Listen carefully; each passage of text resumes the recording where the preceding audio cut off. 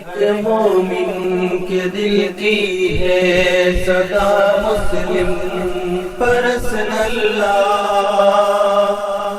نہ بدلا ہے نہ بدلے گا میرا مسلم پرسن اللہ۔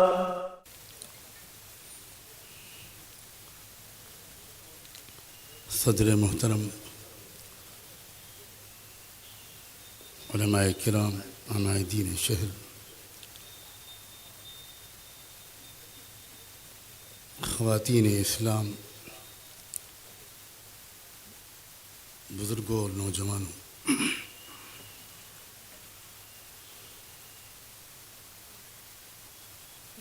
اصلاح معاشرہ کے مقصد سے اور اس کے زیر عنوان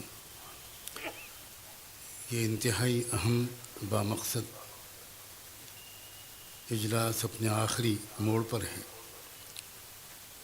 اور تمام تعریف اس اللہ کی ہے جس نے اتنے بامقصد اجلاس کی توفیق عطا فرمائی۔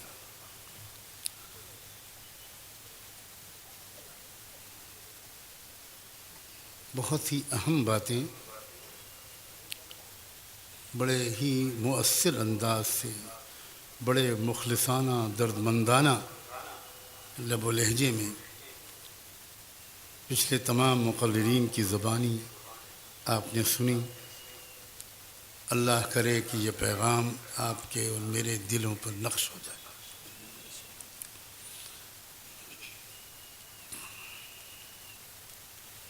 میں انہی حضرات کی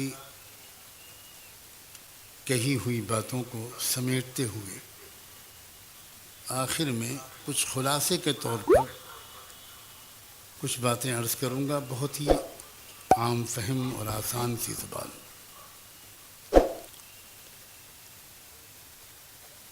الگ الگ طبقات سے الگ الگ کچھ کہوں گا۔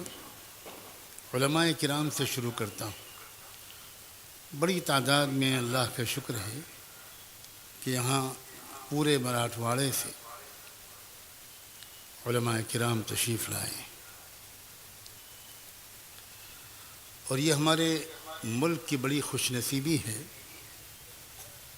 کہ جوان عمر علماء کی تعداد ہمارے ملک میں بہت ہے، اور یہ ہمارے ان اکابرین کی کوششوں کا نتیجہ ہے۔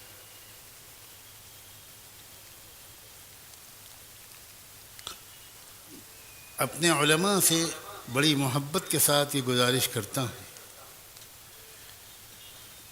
کہ وہ اپنے عوام سے اپنے رابطے کو بڑھائیں، اور رابطہ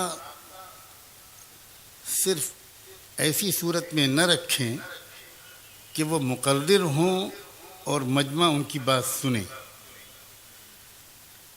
آپ خود عوام سے ان کے درد کو سنیے، ان کے مسائل کو سنیں، ان کو موقع دیجیے۔ کچھ ایسا وقت مقرر کیجیے جس میں نوجوان آپ کے پاس آئیں اور وہ بہت کھل کر اپنے مسائل آپ سے کہیں۔ یہ بات میں اس لیے کہہ رہا ہوں کہ بڑی تعداد میں ہمارے نوجوان علماء کے پاس نہیں آتے، اور دعا تعویذ کے لیے اگر آتے بھی ہیں تو اپنے جو الجھنے ہیں، جو سوالات ہیں، جو اشکالات ہیں، وہ علماء کے سامنے رکھتے ہوئے ڈرتے ہیں۔ یہ فاصلے کو ختم کریں علماء، یہ میری بالکل پہلی گزارش ہے۔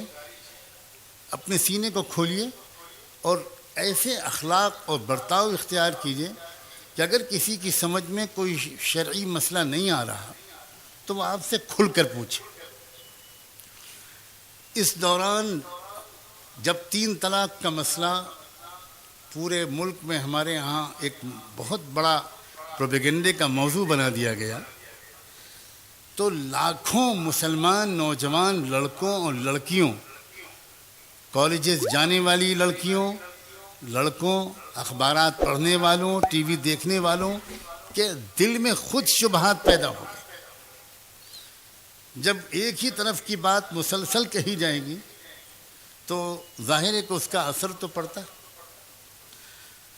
پھر مشکل یہ کہ وہ نوجوان یہ بھی اشکال کرتے ہیں کہ ہم پوچھیں کس سے، کیونکہ علماء برا نہ مانے، بہت جلدی ہم لوگوں کو غصہ آتا ہے، اور اگر کسی نے کچھ پوچھا اور آج کل کے فیشن کے مطابق تھوڑا جارحانہ انداز سے پوچھ لیا، تب تو خیریت نہیں ہے، اس نوجوان کی خیریت نہیں ہے۔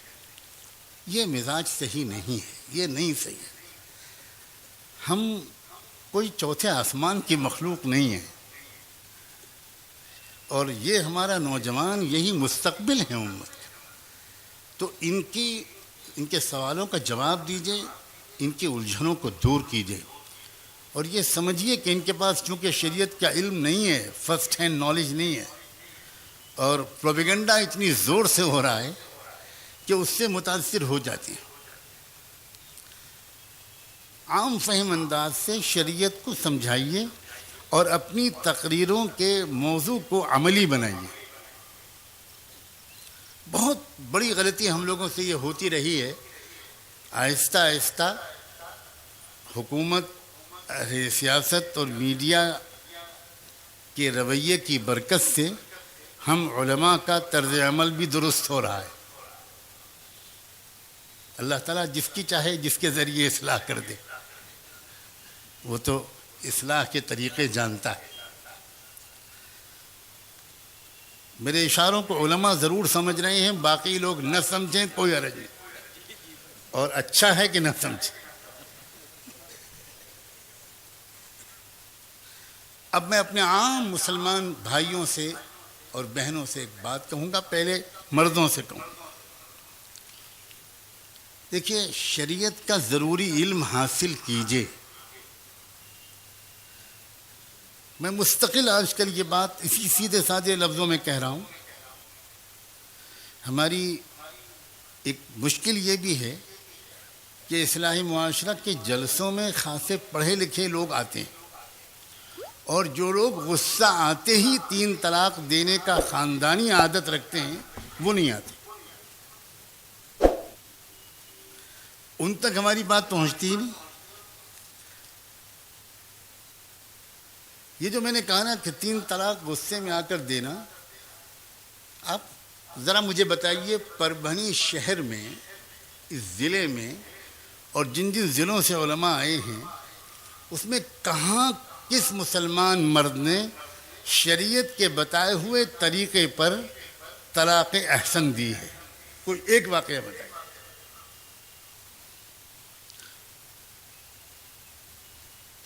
عام طور سے بہت جلد بازی میں، غصے میں آ کر، طیش میں آ کر 3 طلاق ہی دیتے ہیں جب مسلمان طلاق دیتے ہیں۔ بہت بڑا جرم ہے یہ ہمارا، اور یہ بہت بڑا گناہ ہے، اور یہ اسی کے نتیجے میں یہ دن دیکھنا پڑا ہے۔ مجھے اس کے کہنے میں کوئی ہچکچاہٹ نہیں۔ اکثر کیا کرتے ہیں آپ لوگ، بیٹھے ہوں گے آپ میں سے کچھ لوگ ایسے جو دے چکے ہوں گے،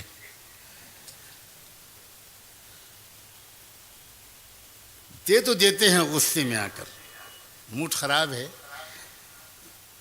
دکان میں گھاٹا ہو گیا، مقدمے میں آپ فیصلہ خلاف ہو گیا، اور آپ آئے تھکے ہوئے، اور رات میں آپ گھر آ کے پتہ چلا کہ بیوی تو ہے ہی نہیں، میکے چلی گئی۔ اب آپ کا موڈ خراب۔ بڑے کا گوشت بھی کھاتے ہیں ماشاءاللہ، مرچیں مسالے بھی کھاتے ہیں، تو غصہ تو آئے گا۔ اب غصے میں آ کے آپ نے اٹھایا فون اور طلاق طلاق طلاق طلاق طلاق چھٹی۔ جیسے سچن تندولکر 54 سے شروع کرتا تھا، آپ 3 طلاق سے شروع کرتے۔ اس کے بعد آپ ہوتے ہیں پریشان، اس لیے کہ چائے بھی نہیں ملے گی، کھانا بھی نہیں ملے گا، کپڑے بھی نہیں دھلے، بچے اسکول بھی نہیں گئے، تو آپ جاتے ہیں حضرت مولانا علامہ شاہ اشرفی صاحب کے پاس، کسی مفتی صاحب کے پاس، اور آپ جا کر ان سے کہتے ہیں کہ بھائی وہ تو میں بہت غصے میں تھا، موڈ خراب تھا، وہ غلطی سے 3 طلاق دے دی، کچھ کیجئے میری بیوی کو واپس لائی۔ کیوں بھائی کہتے کہ نہیں؟ اور مفتی بیچارہ کیا کرے، وہ کہتا ہے بھائی تم نے تو کوئی راستہ ہی نہیں چھوڑا، تو آپ کہتے ہیں کہ حضرت میں تو آپ کے مدرسے کو چندہ بھی دیتا ہوں.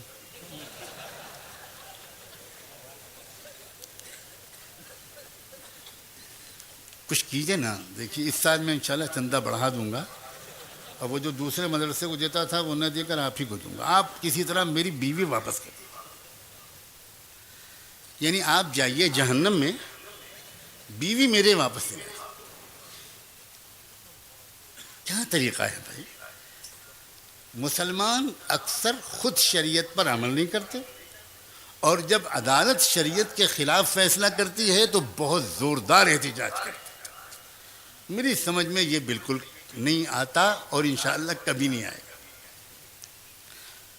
آپ جوانوں کی جوان تقریریں سن رہے تھے، تھوڑا ہنس بھی لیجیے، آپ بہت تھک گئے ہوں. ایک لطیفہ سنیے.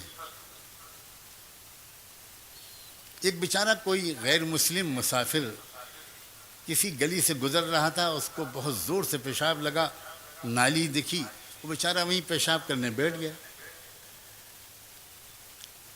اب اندر سے نکلے ایک خان صاحب. مجھے اطمینان میں نے کر لیا ہے کہ میرے دائیں بائیں کوئی خان صاحب نہیں بیٹھے. اندر سے نکلے ایک خان صاحب، اور انہوں نے دیکھا کہ وہ بیٹھا مسجد کی دیوار کے نیچے پیشاب کر رہا ہے. ان کا جذبہ ایمانی بھڑک اٹھا، اور انہوں نے کہا کہ کمبخت، خبیث، بدماش، نالائق، یہ یہاں بیٹھ کے پیشاب کر رہا ہے مسجد کی دیوار کے پاس. وہ بیچارہ گھر گھبرا گیا، وہ اٹھ گیا. اس نے کہا صاحب مجھے نہیں پتا تھا کہ یہ مسجد کی دیوار ہے، میں باہر کا آدمی ہوں، گزر رہا تھا، پیشاب لگا بیٹھ گیا. تو معاف کر دیجئے خان صاحب، اب کبھی نہیں کروں گا. تو خان صاحب بولے معافی آفی کچھ نہیں، کلمہ پڑھ، کافر کا بچہ، کلمہ پڑھ. اب وہ بیچارہ گھبرا گیا، وہ سمجھا کہ اب رام رام ستیہ ہے، اگر نہیں پڑھوں گا تو آج تو بچے یتیم ہوں گے. تو اس نے کہا خان صاحب پھر پڑھا دیجئے کلمہ. تو خان صاحب بولے کلمہ تو مجھ کو بھی نہیں آتا، تو پڑھ. یہ ہے آج کا مسلمان. اب بھی شرم آئے گی پربھنی اور مراٹھواڑہ کے لوگوں. کلمہ تو پڑھ، مجھے تو نہیں آتا مگر تو پڑھ. شریعت پر ہم عمل نہیں کریں گے، مگر جج صاحب آپ فیصلہ شریعت کے مطابق. کیا طریقہ ہے یہ؟ 3 طلاق کا مقدمہ کیا عدالت خود لینے آئی تھی گھر پہ؟ 3 طلاق دینا گناہ، پھر اس مقدمے کو دارالقضاء میں لے جانے کے بجائے علماء کے ذریعے، جیسے ابھی ہمارے بہت ہی عزیز دوست مولانا یاسین عثمانی سمجھا رہے تھے، علماء کے پاس جانے کے بجائے آپ خود عدالت میں لے کے جاتے. تو کچھ باتیں آج طے کیجئے. ایک بات تو یہ کہ بھائی ضروری علم حاصل کیجئے، پہلے سے معلوم کر لیجئے. ہم لوگ چھوٹا سے چھوٹا کوئی کام کرتے ہیں تو اسے سیکھتے ہیں. ایک نئی زندگی میں انسان نکاح کے ذریعے داخل ہوتا ہے، بالکل ایک نئی زندگی، نئے تجربات ہوتے ہیں. 2 اجنبی انسانوں کا ساتھ ہوتا ہے جن کے مزاج میں بھی تھوڑا الگ الگ ہوتے ہیں. پھر 2 خاندان ملتے ہیں. ساس پہلی مرتبہ کسی لڑکی کو بہو بنا کر لاتی ہے، اسے اس سے پہلے ساس بننے کا تجربہ نہیں ہوتا.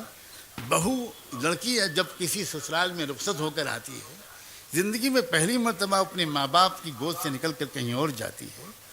نئے رشتے ہوتے ہیں، اس میں نزاکتیں ہوتی ہیں، مزاج کی تلخیاں بھی ہو سکتی ہیں. ہمارے ملک کے سماج کی کچھ بری عادتیں بھی ہمارے اندر آ گئی ہیں. اس سب کی وجہ سے پہلے سے باخبر ہو جانا کتنا آسان کر دیتا ہے مسئلے. اس لیے میں ایک بات کہنا چاہتا ہوں، آپ باپ بن چکے ہیں تو اپنے بچوں کی شادی سے پہلے اپنے بیٹوں کو کچھ ضروری باتیں سمجھائیے. اور یہی باتیں میں ماؤں سے کہتا ہوں. آپ اپنی بیٹی کو رخصت کرنے سے پہلے سسرال میں رہنے کے طور طریقے سمجھائیے، کچھ نزاکتیں سمجھائیے. عام طور سے لڑکا جب شادی کی زندگی میں داخل ہوتا ہے تو اس کے ذہن میں بھی صرف رومانٹک تصور ہوتا ہے، ایک رومانی تصور ہوتا ہے. اور لڑکی کا بھی ذہن بس ایک رومانی ہوتا ہے. لڑکا سوچتا ہے کہ میں اگلے اتوار کو شاہ جہاں بنوں گا، اور لڑکی سوچتی ہے میں اگلے اتوار کو ممتاز محل بنوں گا. اور یہ شاہ جہاں ممتاز محل کا عشق 2-4 دن چلتا ہے. عربی کی ایک مشہور کہاوت ہے کہ بعد شہر العسل تأتی سنوات البصل، کہ ایک ہنی مون کا مہینے کے بعد زندگی کے برسہ برس پیاز لہسن میں گزرتے. یہ تو اللہ تعالیٰ کا ایک نظام ہے. نوجوانوں سمجھو، یہ جو ایک کشش رکھی ہے اللہ نے، لڑکے کو لڑکی کی طرف، لڑکی کو لڑکے کی طرف، اور ایک شادی کا شوق رکھا ہے، یہ اللہ نے نہ رکھا ہوتا بالکل کوئی جنسی جذبہ ہی نہ ہوتا، کوئی سیکسول اٹریکشن نہ ہوتا، تو کوئی سمجھدار لڑکا شادی کرتا ہی نہ، کوئی سمجھدار لڑکی شادی کرتی ہی نہ. اگر کسی کو پکڑ کے بٹھایا جاتا ہے نکاح کے لیے تو وہ جوتے چپل چھوڑ کے بھاگتا اور کہتا کہ یہ ان لوگوں کو سمجھائیے، مجھے یہ برباد کرنے پہ تلے، میں نے ان کا کیا بگاڑا تھا، اچھی خاصی آزاد زندگی گزار رہی ہوں اور یہ مجھے زبردستی جکڑ رہے ہیں. یہ اللہ کا نظام ہے کہ یہ کشش کو اس لیے رکھا ہے کہ لڑکا اور لڑکی اس ذمہ داری کو قبول کرے، آگے بڑھے. اصل مقصود یہ کشش نہیں ہے، اس کو سمجھو.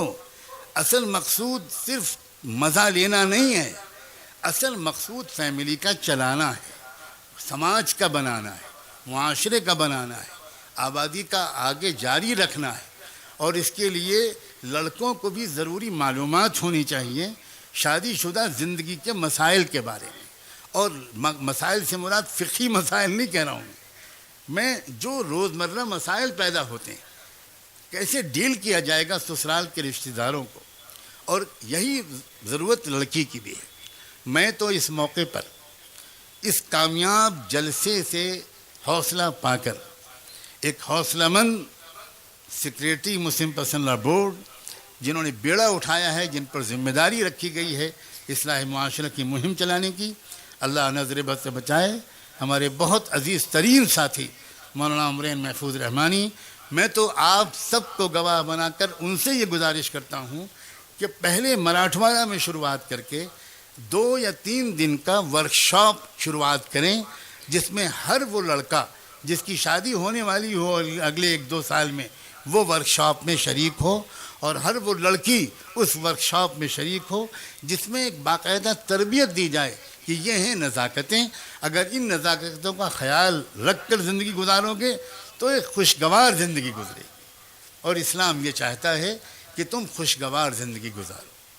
یہی تمام شریعت کے وہ احکام جن کا فیملی لاء سے تعلق ہے، ان سب کا بنیادی مقصد 2 ہیں، ایک پاک دامنی اور ایک خوشگوار زندگی. یہی سارے شریعت کے احکام کی روح ہے. اگر یہ سمجھا دیا جائے نا تو طلاق کے واقعات 1000% کم ہو جائیں. سچ کہتا ہوں.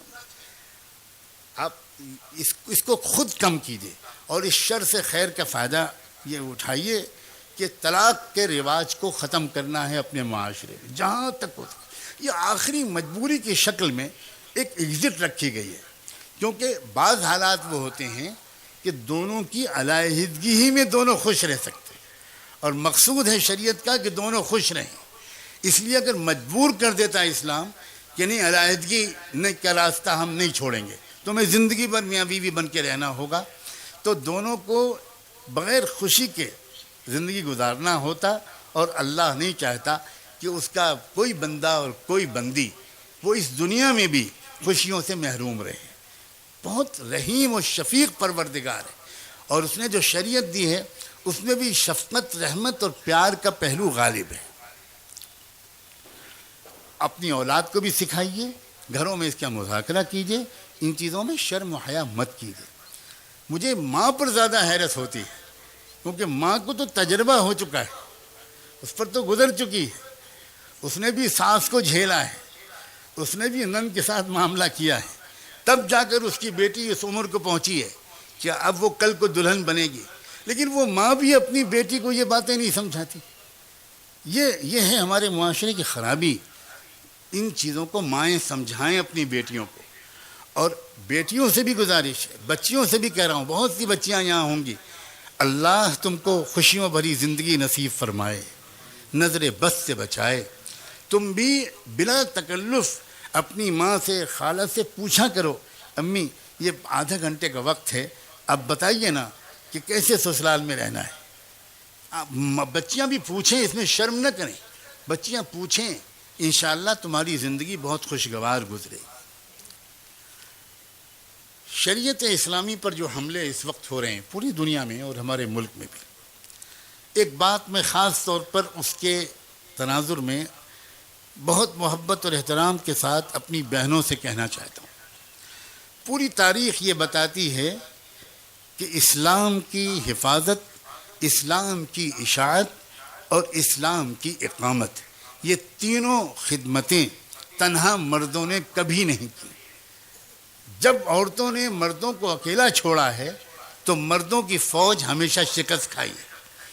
مجھے ڈنکے کی چوٹ پر یہ کہنے میں پورے تاریخ کے اپنے محدود مطالعے کی روشنی میں کوئی ہچکچاہٹ نہیں ہے. کاش کہ اتنا وقت ہوتا کہ میں بہت سے حوالے پیش کر سکتا. اب مجھے بتاؤ, کیا سیدنا ابراہیم خلیل اللہ علیہ السلام کا واقعہ حضرت حاجرہ کے تذکرے کے بغیر مکمل ہو سکتا ہے؟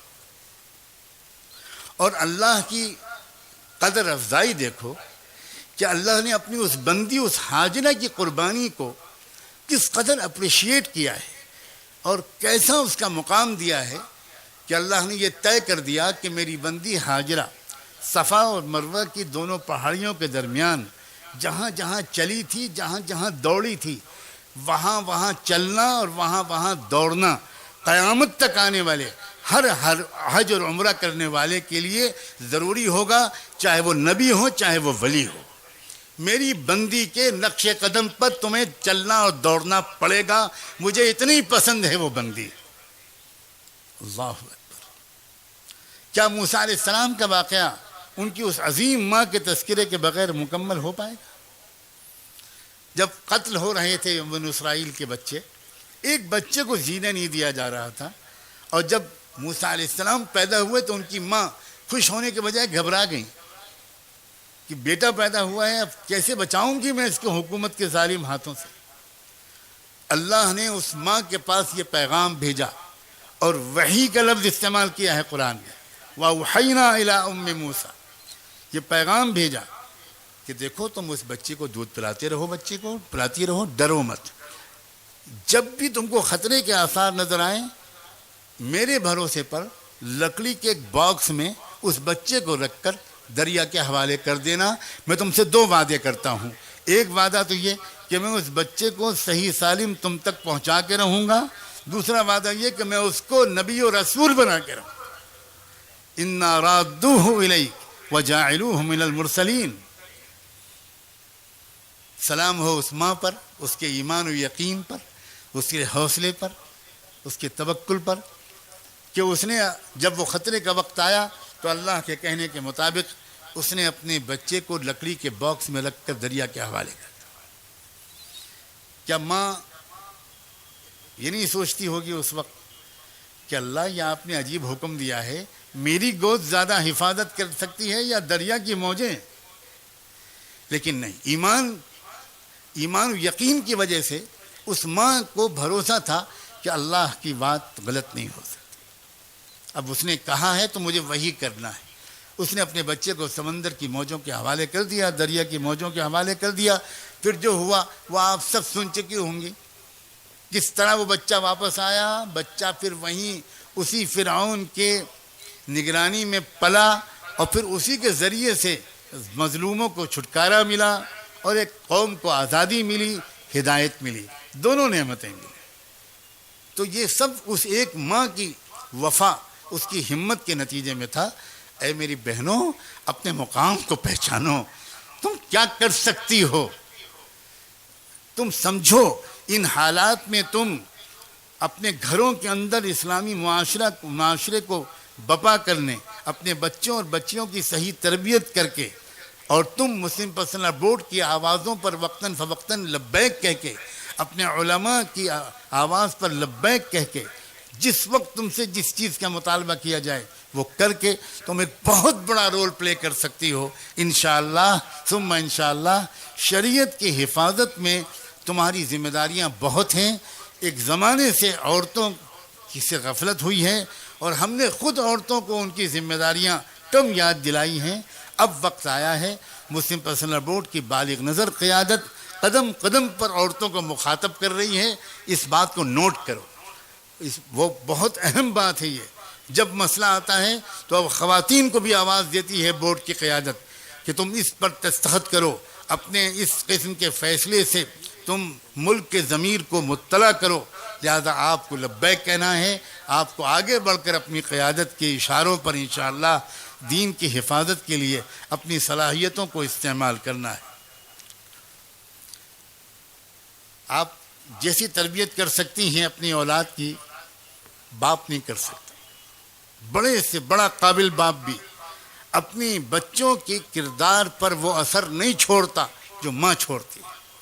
اور بالکل صحیح کہا تھا مولانا عمرین صاحب نے، جتنے کامیاب افراد دنیا کی تاریخ میں بنے ہیں، آپ محدثین کی تاریخ دیکھو، آپ مفسرین کی دیکھو، آپ فقہا کی دیکھو، آپ مشائخ صوفیہ کی دیکھو، آپ ادبا کی دیکھو، جتنے بھی زندہ دل اور مؤثر شخصیات دنیا میں پیدا ہوئی ہیں، ان کی تربیت میں ان کی ماں کا حصہ ان کے باپ سے اکثر زیادہ رہا۔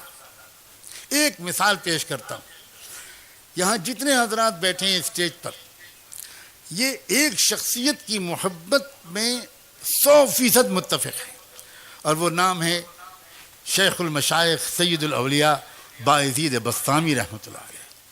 عجیب شخصیت گزری ہے بایزید بسطامی کی۔ کوئی حدیث کی اور تصوف کے کسی کوئی سلسلہ بایزید بسطامی کو نظر انداز کر کے رحمت دو عالم صلی اللہ علیہ وآلہ وسلم کے دور تک نہیں پہنچتا۔ عجیب خصوصیت حاصل ہے۔ یہ بایزید بسطامی کو اس مقام تک پہنچایا کس نے تھا؟ ان کی بیوہ ماں نے۔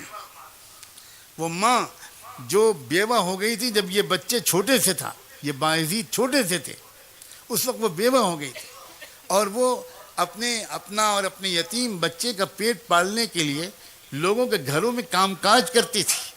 وہ عظیم خاتون جب بچہ بڑا ہو گیا، گلیوں میں کھیلنے لگا، تو ان کی ماں کو یہ ڈر لگا کہ کہیں بچہ بگڑ نہ جائے الٹے سیدھے بچوں کے ساتھ کھیلنے اٹھنے بیٹھنے کی وجہ سے۔ پتہ لگایا اس ماں نے کہ میں کیا کروں، میری تمنا اور میرے مرحوم شوہر کی یہی تمنا تھی کہ میرا بیٹا ولی کامل بنے، عالم ربانی بنے۔ چنانچہ لوگوں نے بتایا کہ فلاں ایک شیخ ہیں، ایک بہت ہی صالح مربی ہیں، وہ فلاں مسجد میں ایک مدرسہ چلاتے ہیں، وہاں کچھ بچے ان کے ساتھ رہتے ہیں۔ اب تک کا تجربہ ہے کہ جو بچہ وہاں رہا ہے بہت نیک بن گیا۔ وہ بیچاری بیوہ عورت اپنے یتیم بچے کو لے کر پتہ پوچھتے پوچھتے ان شیخ کے پاس پہنچی، سلام کیا، اپنا تعارف کرایا، حضرت میں غریب بیوہ عورت ہوں، یہ میرا یتیم بچہ ہے، میرے مرحوم شوہر کی بھی یہ تمنا تھی اور میری بھی کہ یہ اچھا عالم بن جائے، پوچھتے پوچھتے آپ کے پاس حاضر ہوئی ہوں، اس کو اپنے قدموں میں جگہ دے دیجئے، رکھ لیجئے، اور اس کو عالم اللہ والا بنا دیجئے۔ بہت متاثر ہوئے وہ شیخ، کہا بہت اچھا، چھوڑ جاؤ، میں اپنی سی پوری کوشش کروں گا۔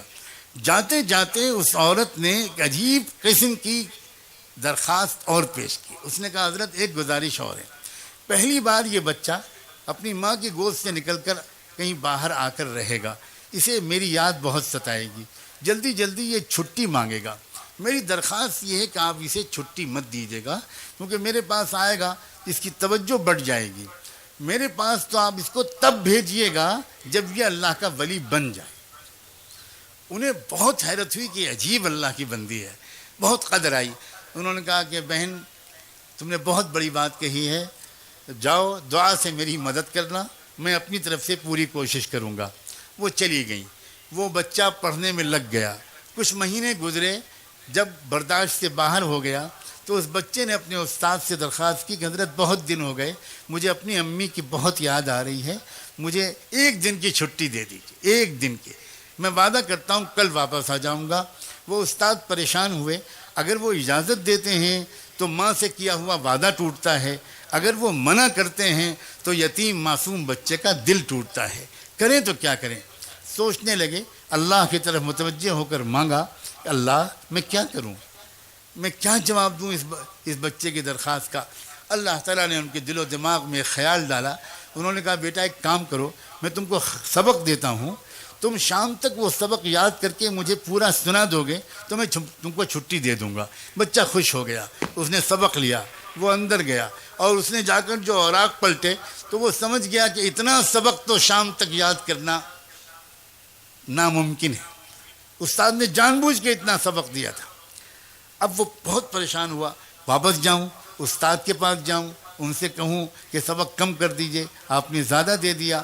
پھر سوچا یہ بے ادبی ہوگی، تو پھر اس نے ایک اور بات سوچی، اس نے کہا میں بچپن سے ماں بھی مجھے یہی کہتی تھی، بہت غور سے سننا یہ بات، بچپن سے مجھے ماں بھی یہ کہتی تھی کہ اللہ سب کچھ کر سکتا ہے، اور استاد بھی روز یہی کہتے ہیں۔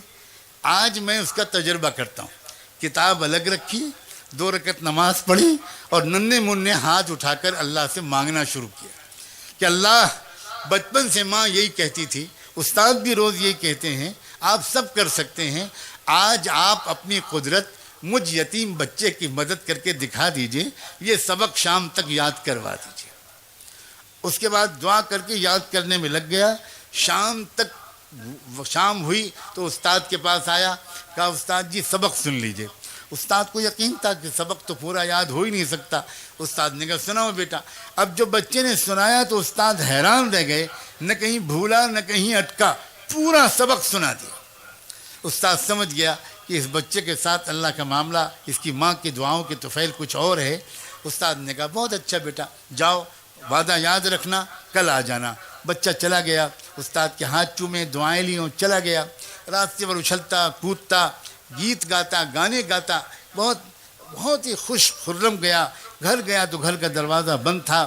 دروازے پہ آواز دی، 1 بار آواز دی، کوئی جواب نہیں آیا۔ 2 بار پکارا، کوئی جواب نہیں آیا۔ تیسری بار پھر پکار کر کہا امی دروازہ کھولیے، تو اندر سے جواب آئی، یہ کون ہے دروازے پر؟ تو باہر سے بچے نے کہا کہ امی میں آپ کا بایزید ہوں، دروازہ کھولیے۔ تو ماں نے کہا کہ کون بایزید؟ یہ والا میرا بایزید نہیں ہو سکتا، میرا بایزید تو تب آئے گا جب اللہ کا ولی بن جائے گا۔ استاد نے مجھ سے وعدہ کیا تھا، اور استاد وعدہ خلافی نہیں کر سکتے، یہ میرا بایزید نہیں ہو سکتا۔ سمجھ گیا بچہ کہ ماں کی مرضی نہیں ہے کہ میں گھر کے اندر جاؤں۔ وہیں کھڑے بہت دیر تک روتا رہا۔ اس کے بعد روتے ہوئے مدرسے واپس آ گیا، استاد کے پاس حاضر ہوا، سلام کیا تو استاد حیران رہ گئے، کیا ہوا بیٹا خیریت؟ تو جب بچے نے اپنی کہانی سنانے کے لیے چہرہ اوپر اٹھایا تو استاد نے دیکھا کہ آنکھیں بالکل آنسوؤں سے بھری ہوئی ہیں، چہرہ لال ہے۔ تو استاد نے جلدی سے اٹھا کر گود میں لیا، اپنے عمامے کے کونے سے بچے کے آنسو پوچھے، کہا بیٹا بات کیا، خیریت تو ہے؟ کیا تم واپس کیوں آ گئے؟ بچے نے پوری کہانی سنائی اور یہ کہا کہ میں اس طرح گیا تھا، دروازہ بند تھا، ایسے پکارا، یہ جواب ملا، یہ والا میرا باعزید نہیں ہو سکتا، وہ تو تب آئے گا جب ولی بن جائے گا۔ میں سمجھ گیا میری ماں نہیں چاہتی، میں واپس آ گیا۔ استاد نے پوچھا بیٹا ایک بات بتاؤ، تم اپنی ماں سے ناراض تو نہیں ہو کر آئے ہو؟ ماؤں اپنے مقام کو پہچانو، اور نوجوانوں تم اپنی ماؤں کے مقام کے پہچانو، تم ماؤں سے۔ تو اس نے کہا کہ تم اپنی ماں سے ناراض ہو کر تو نہیں آئے بیٹا؟ اس نے کہا کہ حضرت دل ٹوٹا بہت ہے اور آنکھیں بہی بہت ہیں، لیکن میں ناراض نہیں ہوں، میں سمجھ گیا کہ وہ میرا بھلا چاہتی ہیں۔ اب استاد میں چاہے جتنی ضد کروں آپ مجھے چھٹی مت دیجیے گا، اتنی درخواست اور ہے کہ یہ دعا کر دیجئے کہ میری ماں کام کرتے کرتے بیمار رہنے لگی ہیں، ذرا ان کی زندگی میں اتنی برکت ہو جائے کہ وہ مجھے کچھ بنا ہوا دیکھ لیں، ان کی تمنا پوری ہو جائے، ان کی آنکھیں ٹھنڈی ہو جائیں۔ استاد نے کہا بیٹا میں روز یہ دعا مانگوں گا۔ میں قصہ مختصر کرتے ہوئے یہ بات کہتا ہوں، اور خاص طور پر ماؤں سے کہتا ہوں کہ 16 سال تک وہ بچہ اپنی ماں کے پاس نہیں گیا۔ اس کے بعد پھر کیا ہوا؟ اللہ اکبر و کبیرہ۔ ایک رات تھی، تہجد کے وقت تہجد کی نماز پڑھ کے وہ استاد ذرا آرام کرنے کے لیے لیٹے تو ان کو زیارت ہوئی رحمت دو عالم صلی اللہ علیہ وآلہ وسلم کی، اور آپ نے اپن شیخ سے اس رویائے صالحہ میں، اس بابرکت سچے خواب میں یہ فرمایا کہ دیکھو وہ جو جنید ہے، وہ جو باعزید ہے، نوجوان تمہارے یہاں اس کی تربیت مکمل ہو گئی اور اس کو ولایت کبریٰ کا جھنڈا دے دیا گیا. اب تم اس کو جاؤ بشارت دو اور اس کو رخصت کرو. جلدی سے وہ اٹھے, انہوں نے وضو کیا اور اندر گئے تو دیکھا کہ بایزید وہ نوجوان وہ تہجد کی نماز پڑھ رہا تھا. انتظار میں وہ پیچھے بیٹھ گئے. جب اس نے سلام پھیرا تو پکار کر کہا کہ بایزید ادھر آؤ. سینے سے لگایا, پیشانی کو چوما, اپنا عمامہ اس کے سر پر رکھ دیا. کہا تمہاری تربیت مکمل ہو گئی, تمہاری ماں کی دعائیں قربانی قبول ہو گئی, اب جاؤ, اب تم کو یہاں نہیں رہنا, اس کی ضرورت نہیں ہے. نوجوان نے پھر ایک بار اپنے استاد کے قدم بوسی کی, ان کے بوسے لیے, دعاؤں کی درخواست کی اور روانہ ہو گیا گھر. آج بھی دروازہ بند تھا, لیکن آج ہوا یہ کہ جب اس نے آواز دی تو پہلی آواز پر ماں نے دوڑ کر دروازہ کھولا اور دیکھا کہ سامنے وہ نوجوان تقوی کا, سنت و شریعت کا نور پیشانی سے چھلکتا ہوا. پوچھا بیٹا آ گیا میرا لال. وہ جلدی سے گر پڑا ماں کے قدموں پر. ماں نے اس کو اٹھایا, کلیجے سے لگایا, بستر پر لا کے بٹھایا. کہا کہ بیٹا بیٹھو, میں ابھی گرم دودھ تم کو لا کے پلاتی ہوں, پھر کھانا کھلاؤں گی تم کو, آؤ, کب سے میں انتظار کر رہی تھی. لیکن بیٹا میں پہلے شکر کی 2 رکعت نماز پڑھ لوں. پھٹا پرانا بوریا بچھایا, 2 رکعت نماز شکر پڑھی اور کہا اللہ میں اسی دن کے لیے آپ سے جینے کی توفیق مانگتی تھی کہ زندہ رکھیے گا تاکہ میں دیکھ سکوں اپنے بیٹے کو. اب آپ جب چاہیں ایمان کے ساتھ مجھے بلا لے, اب مجھے جینے کی کوئی تمنا نہیں. یہ ہوا کرتی تھی عورت. جب ایسی عورتیں ہوتی تھیں تو اولادیں ہوتی تھیں. پھر ابو حنیفہ و غزالی, بخاری, ایسی عورتیں ہوتی تھیں تو بایزید بسطامی پیدا ہوتے تھے. ایسی عورتیں ہوتی تھیں تو پھر صلاح الدین ایوبی پیدا ہوتے تھے. اور میں کس کس کا نام لوں, ہم سب بگڑ گئے ہیں. میں اپنی صرف عورتوں کا شکوہ کروں گا تو میں بالکل زیادتی کروں گا. ہم تو صرف اتنا چاہتے ہیں کہ کتنا اچھا ہو کہ آج کی اس رات میں توبہ کر کے زندگی کو پلٹ ڈالیں. نوجوان بھی, مرد بھی, عورتیں بھی, بہویں بھی, بیٹیاں بھی, نئی نویلی دلہنیں بھی, بوڑھے بھی, صحافی بھی, تاجر بھی, علماء بھی, طلباء بھی, مدرسین بھی, پروفیشنلز بھی, ایجوکیٹڈ کلاس بھی, انٹلیکچوئلز بھی, سب یہ محسوس کریں کہ یقیناً ہم سے غلطیاں ہوئی ہیں جس کی وجہ سے آج ہم کو یہ دن دیکھنے پڑ رہے ہیں, اور ان غلطیوں کو ہم بدلنا شروع کریں. انشاءاللہ حالات اسی رخ پر چلے جائیں گے جس رخ پر جانے کی یقین کے ساتھ خوشخبری. خاص طور پر ان 2 نوجوان علماء نے, اللہ ان کے عمر میں برکت کرے, مولانا عمرین صاحب نے اور مولانا یاسین عثمانی نے جس یقین کے ساتھ آپ کو یقین دلایا ہے کہ حالات بدلیں گے, اندھیرے چھٹیں گے, صبح روشن نکلے گی. یہ یوں ہی نہیں کہہ رہے ہیں یہ لوگ, یہ ان کا مطالعہ ہے اور ان کی زندگی اسی میں گزر رہی ہے. اس لیے آپ یقیناً دیکھیں گے اور کتنے خوش نصیب ہوں گے آپ اگر آپ ہی کی بناٹھوالہ کی سرزمین سے یہ صالح تبدیلی یہاں سے شروع ہو جس کے آثار نظر آ رہے ہیں.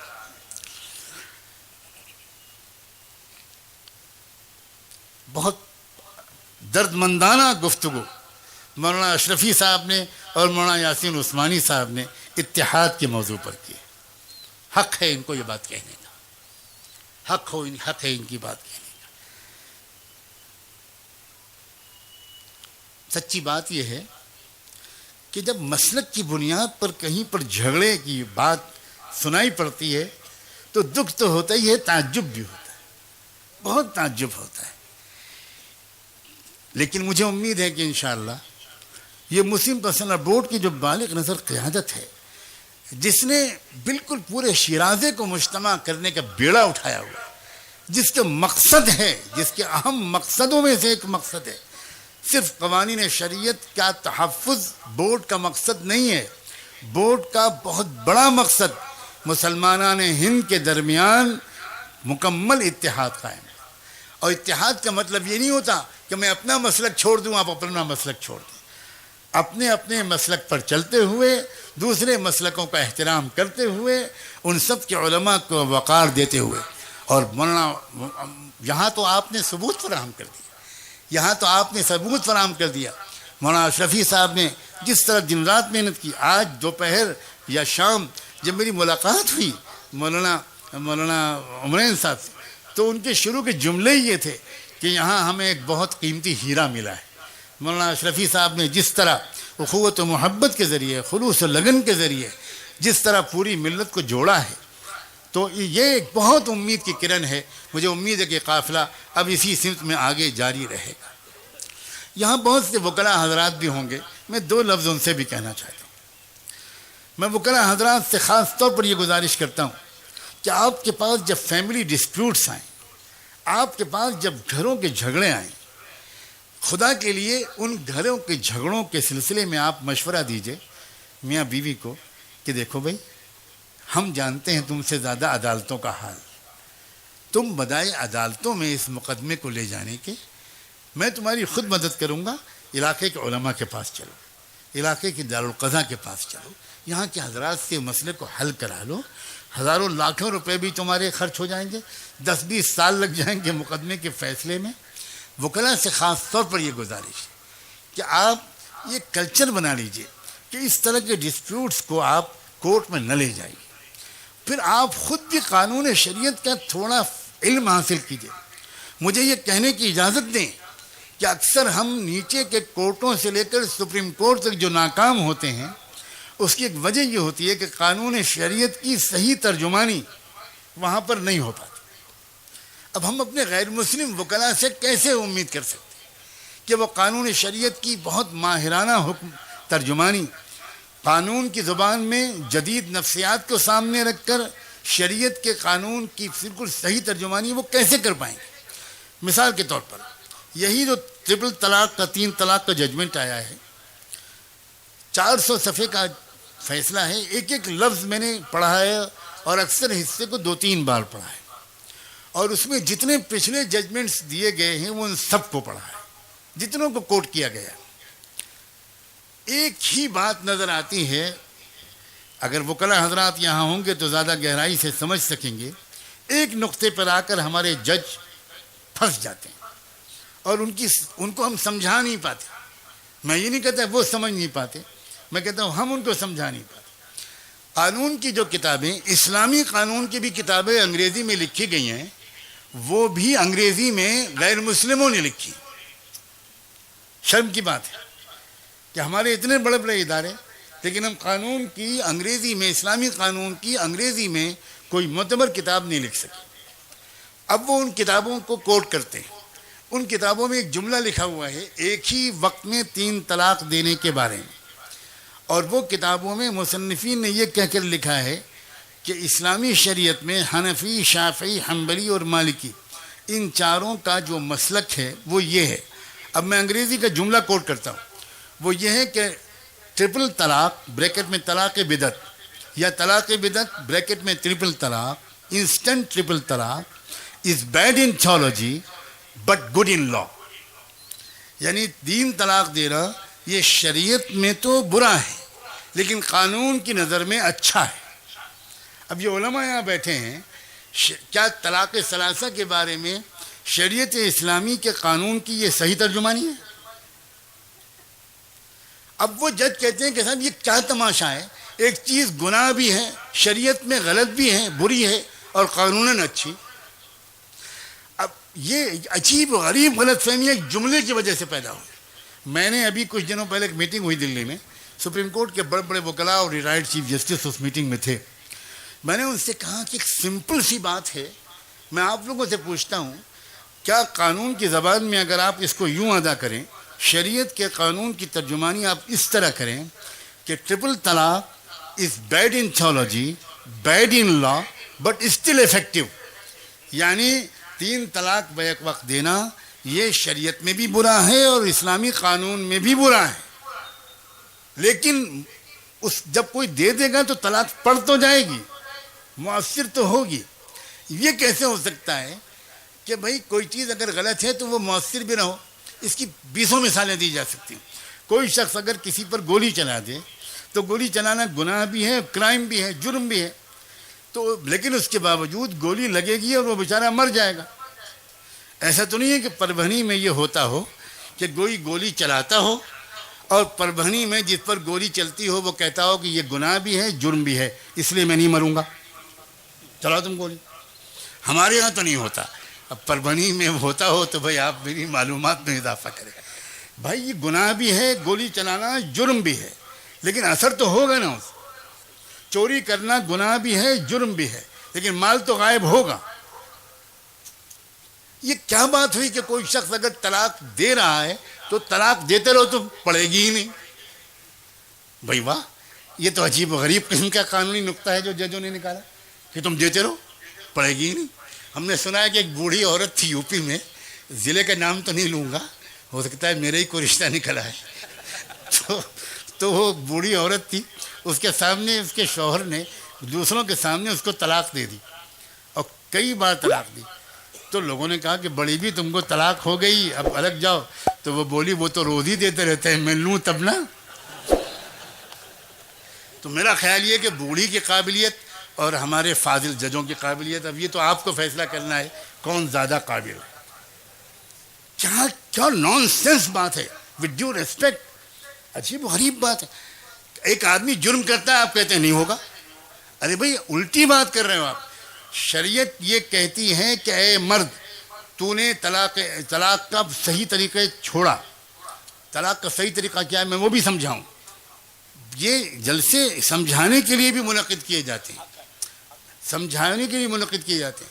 طلاق دینے کا طریقہ, اول تو کہا کہ طلاق دو مت دو مت دو مت, بہت بری چیز ہے, بہت بری چیز ہے, بہت بری چیز ہے. زندگی بھر ساتھ نبھاؤ, دوسرے کو معاف کرو, خوشگوار تعلقات رکھو, وغیرہ وغیرہ وغیرہ. اگر آخری اسٹیپ میں طلاق دینے کا فیصلہ ہی کر لو, سوچ بچار کرنے کے بعد, مشورہ کرنے کے بعد, غور کرنے کے بعد, تو کیا کرو, تم اس پاک پیریڈ میں جس میں عورت کے پاس تم نہ گئے ہو, ابھی تمہارا اپنی بیوی سے تعلق قائم نہ ہوا ہو, اور وہ بالکل ابھی نئی نئی وہ پیریڈ سے نکلے ہو, اس وقت تم اس کو ایک طلاق دو. اگر تم کو غصہ آئے ان دنوں میں جن دنوں میں وہ پیریڈ میں چل رہی ہے تو روک لو, ابھی طلاق مت دو. اگر تم کو غصہ آئے اس پورے 20 22 23 24 دن میں جن میں وہ پاک تھی اور تم اس کے ساتھ تعلق قائم کر چکے, تب بھی ابھی طلاق مت دو. اب دیکھو شریعت کا حسن دیکھو, غصہ آ جا رہا ہے اور اللہ میاں کہہ رہے ہیں طلاق دینا 21 دن کے بعد, تو 21 دن تک وہ غصہ رہے گا. ان صاحب کو تو افغانستان میں ایوارڈ دینا چاہیے جن کا غصہ 21 دن تک ایک ہی لیول پر رہے. ان کو تو طالبان کو چاہیے کہ وہاں بلا کر ان کو ایوارڈ دیں کہ بھائی تم تو ہمارے بھی چچا نکلے. کس کا غصہ رہتا ہے, غصہ تھوڑی دیر میں اتر جاتا ہے. جرمن کے ماہرین نفسیات نے لکھا ہے کہ غصہ چڑھتا ہے 20 سیکنڈ میں, 22 سیکنڈ میں, اور اترتا ہے 9-10 سیکنڈ. غصہ بہت دیر تک برقرار نہیں رہتا.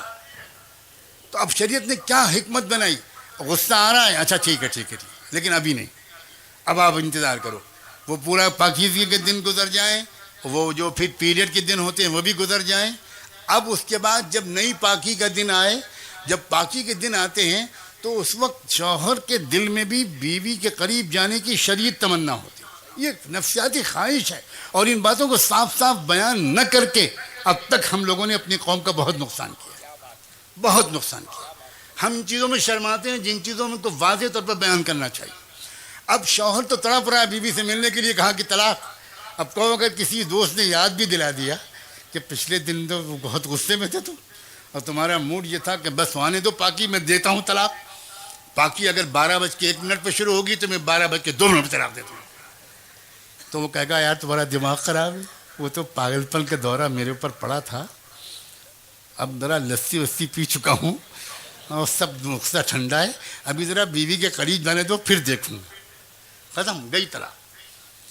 اسلام کے خوبصورت قانون کو اے علماء ٹھیک سے سمجھو, سمجھائیں. ہماری بھی بڑی مصیبت ہے کہ ہم بھی چیخ چلا کر تقریر کر دیتے ہیں, لیکن ایجوکیٹو اور انفارمیٹو ٹاک نہیں کر پاتے. ہم سمجھا نہیں پاتے لوگوں کو, ہم نہیں بتا پاتے. آج بہت سے لوگوں نے قانونی طلاق کے اس حصے کو پہلی بار سنا ہو.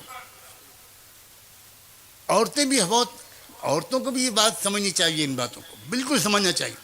اچھا اور سنو, اگر مان لیجیے ایک طلاق دے دی تب بھی شریعت کیا کہتی ہے؟ وہ کہتی ہے ابھی تو تم طلاق واپس لے سکتے ہو, بہت آسان ہے. اچھا واپس لینے کے لیے کیا کرنا پڑے گا؟ قاضی صاحب کو بلانا پڑے گا، گواہ بلانے پڑیں گے، کوئی اطلاع کرنی پڑے گی، کوئی دعوت نامہ دینا پڑے گا، کوئی جلسہ کرنا پڑے گا؟ نہ، کچھ نہیں کرنا پڑے گا. تم اکیلے میں خالی اپنی بیوی سے وش کر لو، ملاقات کر لو، ختم ہو گئی رجعت، طلاق ختم ہو گئی.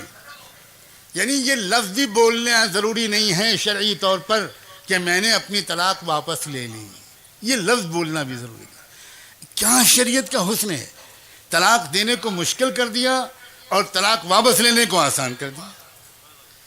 یہ حسن، یہ حسین قانون خود سمجھیں اور سمجھائیں.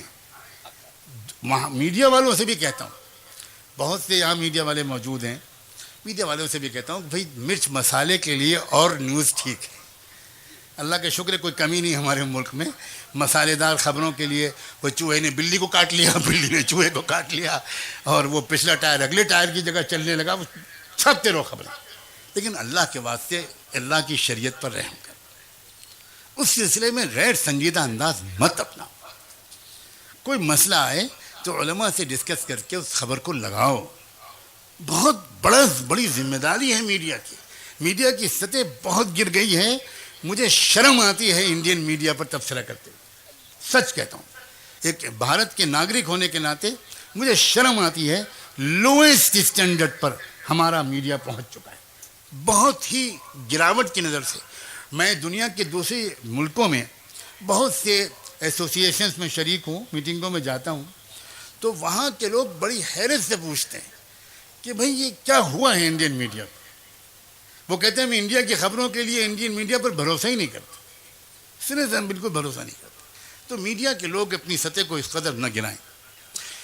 بہت سے پولیس کے افسران بھی یہاں موجود ہیں. میں شکریہ ادا کرتا ہوں ایک مہمان کی حیثیت سے بھی کہ سیکیورٹی کے لیے ہمارے پولیس ڈپارٹمنٹ ہر جگہ، ضلع کا ایڈمنسٹریشن بہت تعاون کرتا ہے، بہت کوآپریٹ کرتا ہے. میں جب آ رہا تھا تو میں نے دیکھا کہ بہت سے پولیس کے ہمارے بھائی باہر کھڑے ہیں، بیٹھے ہیں، ڈیوٹی دے رہے ہیں.